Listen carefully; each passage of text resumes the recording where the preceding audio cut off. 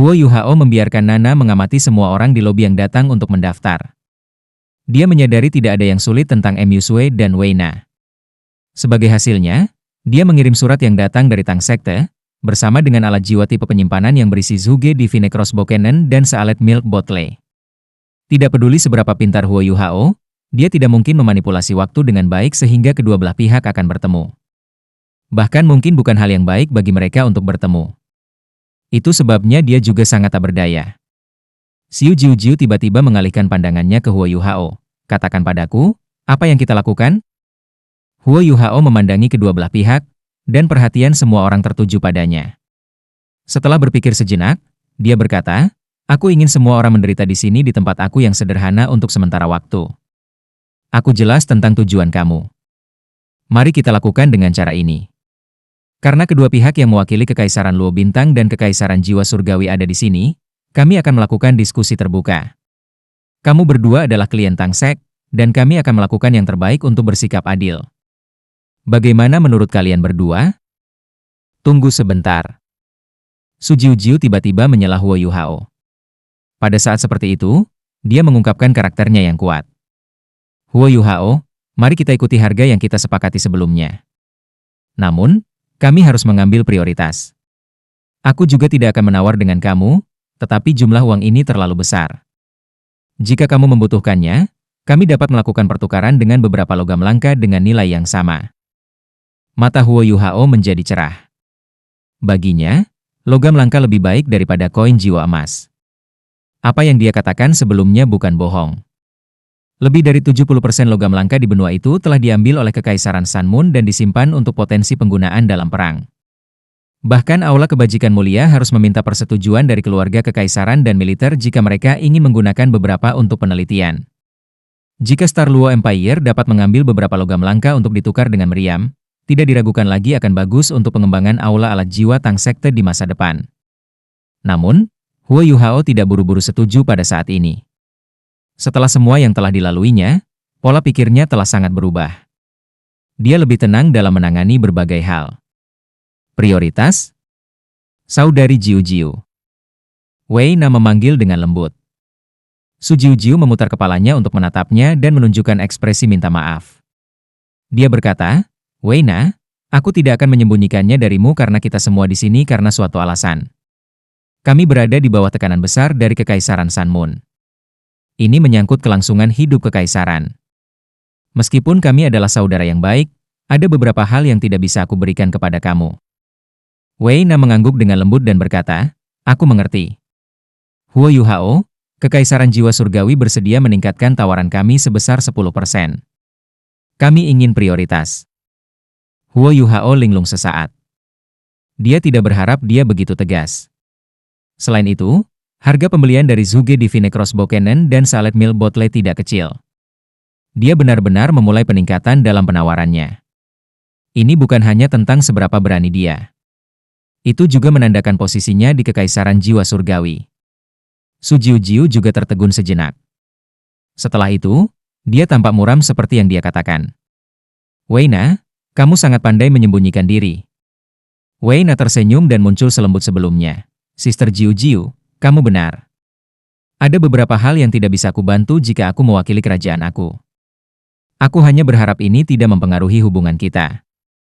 Su Jiujiu menggertakkan giginya. Dalam hal kekayaan, Kekaisaran Luo Star tidak kalah dengan Kekaisaran Jiwa Surgawi. Namun, apakah kenaikan tawaran akan berhenti jika terus seperti ini? Setelah percobaan, dia bertekad untuk mendapatkan dua alat jiwa ini yang bisa sangat meningkatkan kekuatan tempur militer Kekaisaran. Apa yang harus dia lakukan? Ini adalah pertanyaan yang muncul di kepala Su Jiujiu. HMPH. Mendengus dingin menyebabkan suhu di dalam ruangan menurun. Aura yang kuat menyebar dari Star Cloud Douluoimen dan menekan orang-orang dari Heavenly Soul Empire. Mo Feiyun, yang berdiri di depan, tanpa sadar mundur dan melepaskan cincin jiwanya saat dia ditekan. Meskipun Mo Feiyun sudah menjadi Soul Douluo 8 cincin, wajahnya masih berubah serius terhadap Douluo berjudul. Putri Jiujiu juga terkejut. Saat dia hendak menghentikan Star Cloud Douluo, aura dingin menyebar dari tubuh Wei Na. Suhu di seluruh ruangan turun secara signifikan, dan aura agung melonjak. Ekspresi Star Cloud Doluo berubah, dan dia dengan cepat memblokir Putri Jiu Jiu. Ada satu orang lagi di samping Weina. Tubuh orang ini diliputi oleh jubah biru tua, dan karenanya sulit untuk melihat seperti apa dia. Namun, adalah mungkin untuk mengatakan bahwa dia seorang wanita. Aura itu berasal dari tubuhnya. Itu menelan aura yang dilepaskan Star Cloud Doluo. Seberapa kuat itu? Doluo transenden? Ekspresi Men Yi berubah suram. Bahkan dia tidak menyadari ketika orang ini telah memasuki ruangan. Ini menunjukkan bahwa ada celah dalam kultivasi mereka. Kesenjangan ini juga menandakan bahwa dia tidak bisa menantang orang ini. Hanya ada satu kemungkinan orang itu adalah Doluo transenden. Saat Weina mengangkat tangan kanannya, aura itu menarik, dan dia menghela nafas. Saudari Jiu Jiu, apakah kita harus melakukan ini? Kita seharusnya tidak menjadi lawan. Su Jiu Jiu juga menghela nafas dan berkata, kami ceroboh. Aku minta maaf. Baiklah, aku akan ikuti kenaikan gaji kamu. Kami akan menambahkan 10% ke penawaran kami juga. Nona, tolong jangan lakukan ini. Huo Yuhao tiba-tiba bergerak. Kedua wanita itu memandangnya secara bersamaan. Mereka tampak tidak ramah ketika mereka memandangnya. Menambahkan 10% lagi ke penawaran mereka membuat harga alat jiwa semakin mahal. Kekaisaran manapun yang membeli alat jiwa akan mengalami penurunan kekayaan mereka. Nona, tolong dengarkan aku. Huo Yuhao berkata. Aku tidak membutuhkan kalian untuk menaikkan harga. Kata-kata Huo Yuhao melarutkan beberapa permusuhan di antara kedua wanita itu. Tang Sekte membutuhkan uang dan sumber daya untuk tumbuh. Kami bukan milik kerajaan manapun, tetapi kami tidak ingin nyawa hilang karena perang. Kami juga bagian dari benua, dan kami memiliki musuh bersama. Aku berharap bahwa penampilan kami dapat membantu kerajaan Star Luo, Heavenly Soul dan Dowling, dan tidak menyebabkan keretakan. Itu sebabnya kami tidak akan menaikkan harga alat jiwa untuk meningkatkan beban pada kerajaan manapun. Saat dia berbicara sampai di sini, dia mengalihkan perhatiannya ke Su Jiu Jiu dan berkata, Putri Jiu Jiu, aku sangat menyesal bahwa kalian berdua bertemu. Aku benar-benar tidak tahu Putri Weina akan datang. Ini benar-benar hanya kebetulan. Namun, karena kamu berdua ada di sini, izinkan aku untuk mengatakan bahwa bersaing hanya akan mengarah pada masalah yang lebih besar dan memungkinkan musuh bersama kita untuk berhasil. Mari kita lakukan dengan cara ini. Kamu dapat menggunakan koin dan paduan jiwa emas apapun yang kamu miliki untuk menukar dengan Zhuge Divine Crossbow Cannon. Dengan sumber daya yang memadai, produksi kami dapat meningkat. Aku berjanji akan memasok 10 set Zhuge Divine Crossbow Cannons dan sealet mil botless setiap bulan. Jumlah ini akan meningkat sebulan sekali untuk memenuhi permintaan kamu. Aku akan memberikan prioritas kedua kekaisaran. Aku akan memasok kedua kerajaan kamu sebelum aku memasok mitra lain di masa depan. Itu karena kedua kerajaan kamu adalah garis pertahanan pertama kami melawan Kekaisaran Sanmun. Aku pikir ini adalah cara terbaik untuk menyelesaikan masalah. Orang ini, pandangan tidak ramah di mata Su Jiu Jiu menghilang. Meskipun dia tidak senang dengan ini, dia menghargai penolakan Huo Yuhao atas kenaikan harga dan upaya untuk menyelesaikan konflik mereka. Setidaknya dia mengerti apa yang penting. Yusue mengerutkan alisnya. 10 set, bukankah itu terlalu sedikit? Mengapa kamu tidak menetapkan harga yang diminta? Dan kami akan membeli cetak biru untuk 2 alat jiwa ini? Kami akan mencoba memenuhi harga permintaan kamu untuk 2 alat jiwa ini. Dia sangat berani. Sepertinya Yusue juga tidak biasa. Huo Yuhao berpikir sejenak, tetapi kemudian segera menggelengkan kepalanya dan berkata, permintaan maaf, itu melibatkan rahasia sekte Tang. Kami pasti tidak bisa menjual teknik kami. 10 set adalah perkiraan konservatif. Dari apa yang aku tahu, masing-masing divisi rekayasa jiwa Sanmun Empire dilengkapi dengan sekitar 100 meriam jarak jauh. Mereka berada di sekitar standar meriam jiwa kelas 4.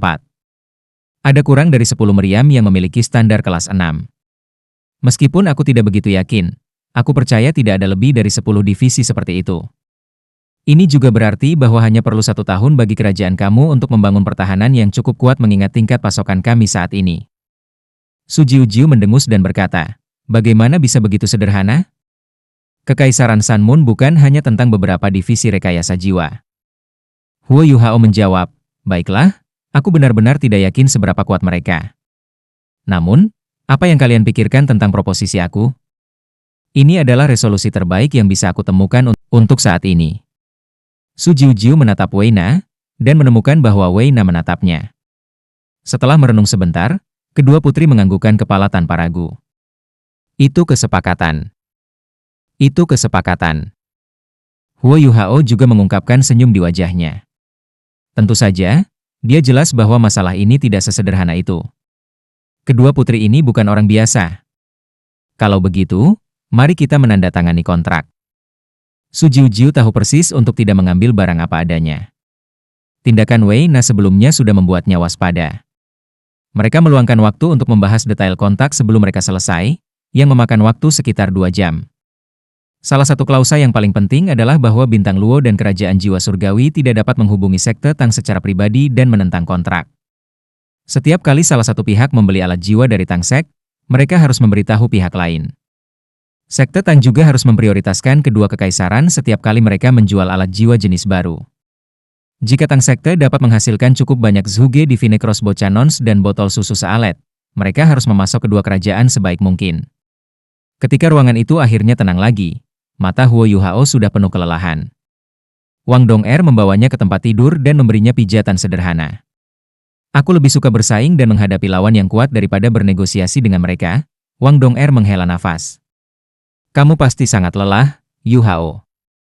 Huo Yuhao mengangguk ringan dan berkata, inilah yang harus dilalui Sekte Tang untuk berkembang. Kami tidak hanya telah menerima pesanan kami yang paling penting, tetapi kami juga telah mengembangkan pemahaman yang lebih besar tentang pengelolaan kedua kerajaan di tingkat tertinggi.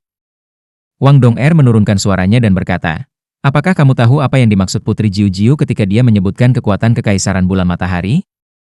Huo Yuhao sedikit menurunkan dan berkata, aku kira-kira bisa menebak. Itu haruslah para insinyur jiwa tingkat lanjut dan alat-alat jiwa. Alat jiwa yang benar-benar kuat tidak akan diberikan kepada tim rekayasa jiwa. Meskipun Su Jiujiu tidak menyebutkannya, aku bisa tahu dari ekspresinya bahwa itu sesuatu yang menakutkan. Wang Dong'er mengangguk dan mengungkapkan pandangan yang hilang. Dia berkata, Yuhao, apakah menurutmu perang benar-benar akan datang? Apa yang harus kita lakukan? Huo Yuhao menyipitkan mata dan berkata, kita tidak bisa menghindari perang. Aku hanya ingin melindungi orang-orang di sekitar aku. Jika tubuh aku telah pulih pada saat perang dimulai, maka aku akan. Untuk setiap kerajaan, turnamen ini sangat bergengsi. Itu diadakan setiap 5 tahun sekali, dan tuan rumah akan bergantian di antara 4 kerajaan. Itu tidak mudah untuk menjadi tuan rumah turnamen. Meskipun perubahan yang diusulkan Kekaisaran Sanmun ke peraturan turnamen menerima perlawanan dari banyak sekte dan akademi di benua itu, akhirnya tetap berlalu. Ada alasan sederhana mengapa Kekaisaran Sanmun tidak membatasi kesulitan turnamen. Ketika alat jiwa terus berkembang, pertempuran di masa depan akan menjadi tantangan dari guru jiwa dan kontrol insinyur jiwa alat jiwa. Jika seseorang tidak bisa unggul di bidang ini, bagaimana ia bisa disebut elit? Meskipun ini merupakan keuntungan bagi Kekaisaran Sanmun, setiap orang yang rasional harus mengakui itu benar. Kekaisaran Sanmun tidak salah. Akhirnya, turnamen akan segera dimulai. Tidak peduli apa permainan yang dimainkan antara Kekaisaran Sanmun dan berbagai pihak yang terlibat dalam turnamen, Kekaisaran memutuskan untuk mengadakan turnamen di dataran yang luas di pinggiran kota. Ini adalah hal yang baik untuk Kekaisaran. Mereka bisa menampung lebih banyak penonton dengan cara ini. Upacara undian berhadiah diadakan pada malam menjelang turnamen. Su Sanxi adalah orang yang mewakili Sekte Tang untuk upacara undian. Ada total 167 tim yang bersaing. Tim yang beruntung yang bermain imbang tidak harus bersaing di putaran pertama turnamen. Keberuntungan Su Sanxi tidak begitu baik, dan dengan demikian Tang Sek masih harus bersaing di chapter pertama. Kerajaan memutuskan untuk memberikan tanah kosong ke Akademi Shrek, dan dengan demikian tim Wang Qiwer berhasil melanjutkan ke chapter berikutnya. Mereka diberikan 12 poin penuh. Tidak ada yang mengajukan keberatan atas perlakuan istimewa ini. Bagaimanapun, Shrek Academy adalah akademi yang mapan di turnamen ini. Inilah yang layak mereka dapatkan. Pagi, saat sinar matahari pertama bersinar dari timur, jalan-jalan kota Radian sudah disambut dengan pemandangan aneh. Tentara yang mengenakan baju besi perak berdiri dalam 2 baris paralel panjang. Mereka membentang dari pintu Mingyu Hotel sampai ke tujuan yang tidak diketahui. Jalan yang mereka bentuk juga dibatasi dari akses publik, dan semua orang diminta untuk tetap 30 meter dari jalan ini. Radiant City bisa menampung lebih banyak orang daripada Starluo City. Jadi Kekaisaran telah mengaktifkan sebagian besar militernya untuk menjaga ketertiban. Pengaturan ini saja membutuhkan lebih dari 20.000 tentara. Ada aura yang sangat keras di udara jalanan. Semua orang dari Tang Sekte sudah bersiap di pagi hari. BIBI dalam kondisi yang lebih baik, tetapi dia masih tidak bisa berjalan. Dia tidak memiliki terlalu banyak instruksi mengenai kompetisi hari ini. Namun, Huo Yuhao masih pergi ke kamarnya di pagi hari. Senior tertua, apakah kamu merasa lebih baik? Huo Yuhao bertanya pada BIBI yang tampak pucat. Oh, aku jauh lebih baik. Dengan kecepatan penyembuhan aku harus bisa bersaing dalam 10 hari. BIBI tersenyum saat berbicara. Dia sudah mendapatkan kembali ketenangannya yang elegan. Huo Yuhao berkata, kami akan bersaing. Senior tertua, apakah kamu memiliki instruksi untuk kami? BIBI menggelengkan kepalanya dan berkata, apa yang harus diajarkan? Aku percaya pada kalian semua. Pergilah. Kali ini, kita berjuang untuk kemuliaan Tang Sekte dan diri kita sendiri. Sementara kita masih muda, saatnya bagi kita untuk bersinar. Aku menunggu kamu semua untuk kembali menang. Pastinya. Huo Yuhao mengangguk dengan paksa. Dengan bantuan Wang Dong'er, semua orang dari Tang Sek menggunakan riasan ringan. Ini tidak mengubah penampilan mereka terlalu banyak. Namun, ada sedikit perubahan pada fitur wajah semua orang, bahkan pada pengamatan lebih dekat. Seiring dengan perkembangan mereka sendiri, sulit bagi orang lain untuk mengatakan bahwa mereka adalah 7 monster Shrek yang pernah menciptakan keajaiban di turnamen terakhir. Tentu saja, ini hanya akan berlangsung sampai mereka menunjukkan kekuatan mereka di turnamen ini. Bagaimanapun, mereka tidak bisa menyembunyikan jiwa bela diri mereka. Huo Yuhao masih menginginkan Ji Juan, Jing Zian, dan Nana untuk tinggal dan merawat BIBI. Namun, BIBI tidak membiarkannya melakukannya. Tidak ada yang mau melewatkan acara yang luar biasa ini. Karena Ji Juan dan Jing Zian sudah lebih dari 20, mereka hanya bisa ikut sebagai guru. Semua orang dari Tang Sekte berubah menjadi jubah prajurit yang sama. Jubah prajurit mereka dirancang khusus. Ada garis-garis bersulam perak pada jubah prajurit putih mereka, dan garis-garis ini akhirnya berkumpul di belakang, membentuk kata-kata Tang Sek. Meskipun ada batasan 30 meter pada publik, masih ada banyak orang yang berkumpul untuk menonton tim yang bersaing saat mereka keluar dari hotel. Ketika tim Tang Sekte muncul, mereka segera menyebabkan kegemparan besar. Lihat ini. Tim ini sangat aneh. Mengapa ada seseorang di kursi roda? Apakah dia diizinkan bersaing di kursi roda? Tang Sekte? Sepertinya sekte. Adakah yang pernah mendengar tentang mereka sebelumnya? Mereka tampaknya merupakan sekte kuno. Namun, aku mendengar bahwa mereka sudah pingsan. Mereka bahkan mengirim tim dengan cacat. Haha, ini lucu. Bisakah orang cacat juga dianggap elit? Tidak ada seorang pun dari sekte Tang yang peduli dengan keributan. Karena Huo Yuhao berani datang dengan kursi roda, dia tentu berharap semua ini terjadi. Kemampuannya adalah cara terbaik untuk menutup mulut. Huo Yuhao menutup matanya saat dia duduk di kursi roda. Namun, kekuatan spiritualnya mengikuti jalan dan meluas ke kejauhan. Dia merasakan kondisi semua tim yang datang untuk bersaing di turnamen ini, dan mengirimkan informasi ini ke rekan timnya. Huo Yuhao sudah terbiasa dengan kecacatannya. Dia juga menemukan bahwa ini bukan hal yang buruk baginya. Sementara kemampuannya dibatasi, dinonaktifkan juga membuatnya lebih bergantung pada kekuatan spiritualnya. Selama periode waktu yang singkat ini, Huo Yuhao sudah mulai memahami banyak konsep yang membantunya untuk mengembangkan mata iblis ungu dan tingkat spiritual dari alam material konkretnya. Dia mulai menggunakan kemampuan tipe rohaninya lebih dan lebih efisien. Ada lebih dari 2.000 orang dari 167 tim. Mereka semua meninggalkan Radiant City. Tempat turnamen berada di pinggiran kota. Begitu mereka melewati gedung-gedung di kota, mereka bisa melihatnya dari jauh. Saat ini, daerah itu penuh dengan orang, dengan lebih dari 30.000 tentara menjaga ketertiban. Kerumunan itu dibagi menjadi beberapa wilayah yang berbeda, dipisahkan dari kemegahan arena utama. Di utara, ada platform tinggi yang tampak seperti bisa menampung 1.000 orang. Platform itu tingginya lebih dari 10 meter, dan lebarnya lebih dari 100 meter. Platform lebar bersinar dengan cahaya putih keperakan, dan tampaknya terbuat dari logam. Meskipun itu hanya sebuah platform, itu adalah platform yang sangat besar. Tidak ada jahitan atau kerusakan sama sekali. Yang aneh adalah sepertinya ada alur di sekitar peron.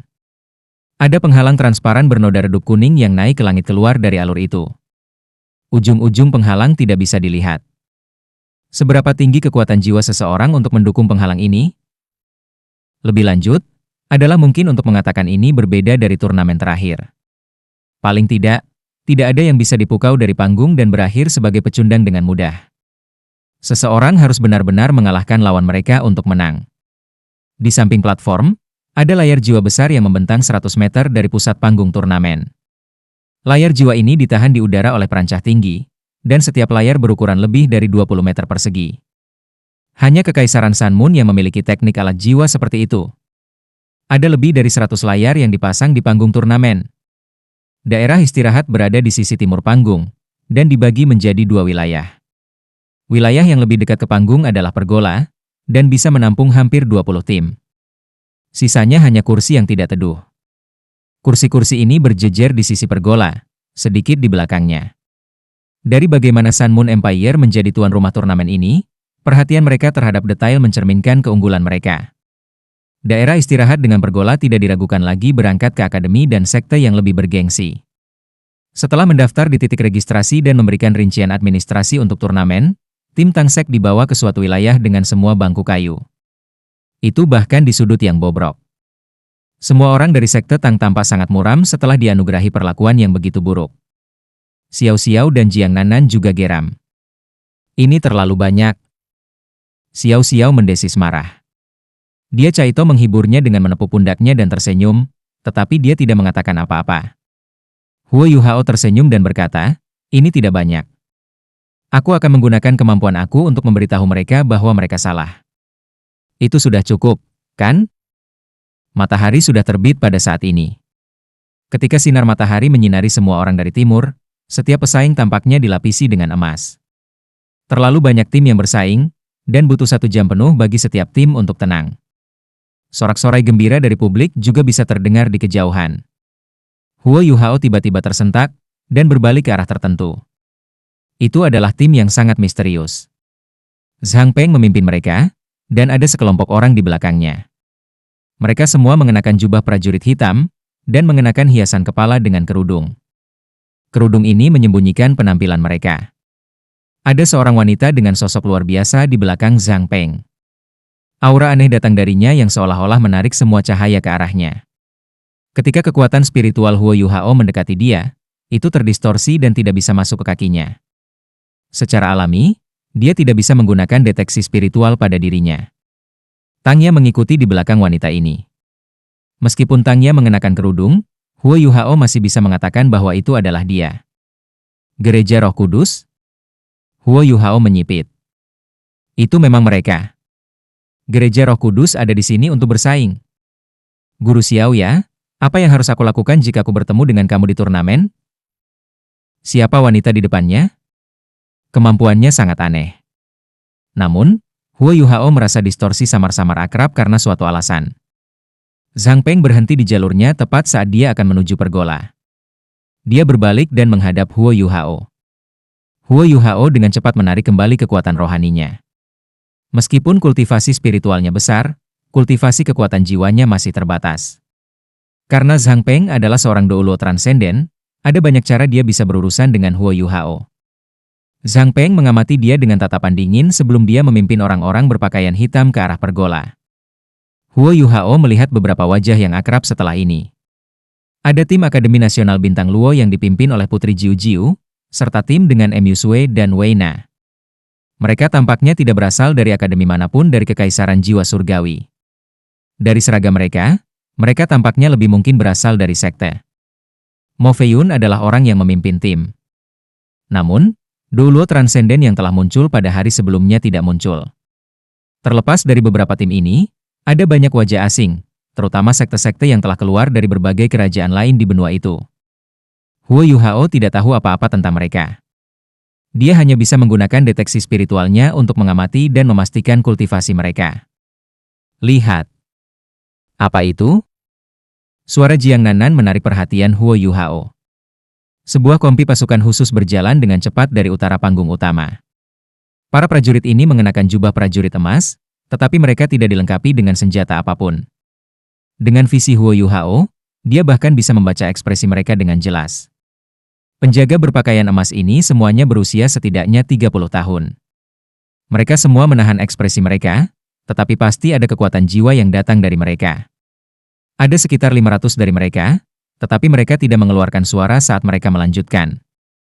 Saat matahari menyinari mereka, mereka berkilauan dan hampir menyilaukan. Para prajurit ini dengan cepat bubar ketika mereka mencapai kaki panggung utama, mengelilingi seluruh panggung. Sekitar 50 dari mereka berdiri di posisi tanpa bergerak. Saat suara dentang logam terdengar, mereka mengacungkan meriam jiwa dan mengarahkan meriamnya keluar. Sisa prajurit juga melepaskan berbagai jenis alat jiwa dan memasuki formasi aneh. Setidaknya 10 meriam berat menarik perhatian Huo Yuhao. Dia bisa mengatakan bahwa mereka setidaknya adalah alat jiwa kelas 7. Hichaito memberitahu semua orang, divisi teknik Sun Moon Imperial Soul.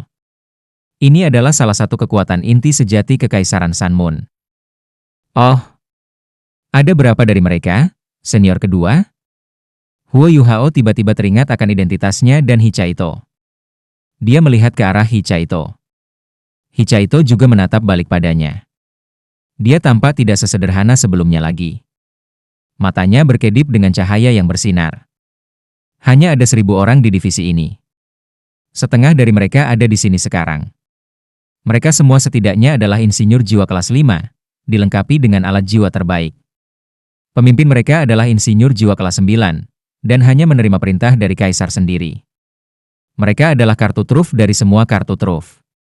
Pentingnya mereka untuk keluarga kekaisaran hanya kalah dengan kuil suci. Bukankah kaisar sakit parah? Apakah dia sudah pulih? Huo Yuhao tertegun. Pada titik ini, sekelompok orang tiba. Mereka dikawal oleh divisi teknik jiwa dengan kereta dan kuda ke panggung utama. Ada kereta kekaisaran kecil yang ditarik oleh 32 kuda. Ada juga banyak penjaga dan pejabat mengenakan pakaian pengadilan mewah di belakang kereta ini. Kereta berhenti di depan panggung utama. 2 pelayan menarik tirai terbuka yang disulam dengan teratai perak, dan kursi roda didorong keluar. Ada seorang pemuda tampan di kursi roda. Itu dia. Huo Yuhao terpana melihat bahwa bukan kaisar yang keluar dari kereta. Itu adalah putra mahkota, Su Tianran. Hanya kaisar yang bisa duduk di kereta seperti itu. Karena Su Tianran berani duduk di kereta ini, semua orang tahu apa artinya. Setelah ini, Huo Yuhao memusatkan perhatiannya lagi. Dia melihat bahwa orang yang mendorong kursi roda adalah Juzi. Juzi masih secantik dulu, kulitnya bahkan lebih halus sekarang. Dibandingkan sebelumnya, matanya yang cantik memiliki penampilan yang lebih bermartabat, dan dia sangat anggun, seperti seorang ratu. Ada satu orang berjalan di samping Juzi. Jing Hongchen. Dia adalah insinyur jiwa kelas 9 yang sangat kuat yang memegang status terhormat di Kekaisaran Sun Moon. Salam untuk Pangeran Bupati dan Bupati. Selain divisi teknik jiwa, semua pejabat yang hadir berlutut dan menyambut Su Tianran. Bupati? Sepertinya Kaisar Kekaisaran Sun Moon belum mati. Bupati Juzi, dia sebenarnya... Emosi yang tak terlukiskan memenuhi hati Huo Yuhao dan membuatnya sesak napas. Dia telah menikah dengannya dan menjadi istrinya yang sah? Juzi, mengapa kamu melakukan ini hanya untuk membalas dendam? Sebuah tangan yang halus dan lembut meraih bahu Huo Yuhao. Huo Yuhao berbalik dan melihat mata Wang Dong yang bening dan biru pucat. Aku baik-baik saja. Huo Yuhao dengan lembut menggelengkan kepalanya. Wang Dong tersenyum dan berkata, sangat menyenangkan bahwa kamu baik-baik saja. Saat dia mengatakan itu, dia meraih tangan kanan Huo Yuhao. Kesedihan Huo Yuhao sedikit hilang ketika dia merasakan telapak tangan lembut Wang Dong. Mungkin itu bukan cinta antara dia dan Juzi, tapi mereka jelas lebih dari teman biasa. Dia pasti akan senang untuk Juzi jika dia bisa menemukan pasangan yang baik. Namun, apakah dia akan senang dengan seseorang seperti Su Tianran? Selanjutnya, Su Tianran adalah orang yang agresif. Begitu dia memerintah Kekaisaran Bulan Matahari, perang mungkin akan segera datang. Saat ini, dia tidak bisa tidak memikirkan apa yang dikatakan Juzi sebelumnya, jika ada hari mereka bertemu di medan perang. Sama seperti Huo Yuhao memikirkan hal-hal, Juzi sudah mendorong Su Tianran ke lift jiwa. Jing Hongchen dan 4 tetua mengikutinya ke dalam lift. Ketika lift naik, semua orang bisa melihat Bupati. Sorakan mereka mulai berdering. Putra mahkota ini sebenarnya mampu memenangkan hati rakyat. Para pejabat tidak bisa mengikutinya naik lift. Mereka menggunakan tangga ke satu sisi panggung utama untuk naik. Kedatangan Su Tianran juga berarti bahwa turnamen akan segera dimulai. Juzi mendorong Su Tianran ke tengah panggung utama. Dia tidak duduk, tetapi berdiri di sampingnya. Karena dia tidak duduk, para petugas yang terengah-engah setelah menaiki tangga juga tidak berani duduk, dan hanya bisa tetap berdiri. Su Tianran mengangguk pada Juzi, yang kemudian perlahan berjalan maju ke alat jiwa yang menguatkan suara. Suaranya yang bergerak segera terdengar ke semua orang. Diam. Suara rendah terdengar, dan penindasan yang kuat memenuhi seluruh tempat. Setelah suara itu terdengar, semua orang merasa bahwa semua yang ada di depan mereka telah menjadi gelap. Bahkan napas mereka dipercepat. Setiap keributan menghilang setelah berbicara. Seluruh tempat turnamen langsung sunyi, ke titik di mana bahkan pin yang terjatuh akan berbunyi. Kemampuan apa yang dia miliki? Bagaimana dia bisa melakukan penindasan yang begitu mengerikan? Dia telah menggunakan kekuatannya sendiri untuk meneror lebih dari 100.000 orang. Apakah ini benar-benar dapat dicapai oleh seorang guru jiwa? Huo Yuhao ngeri, dan dia berkata hampir seketika, naga suci kegelapan, Kaisar Naga Douluo Long Xiayao.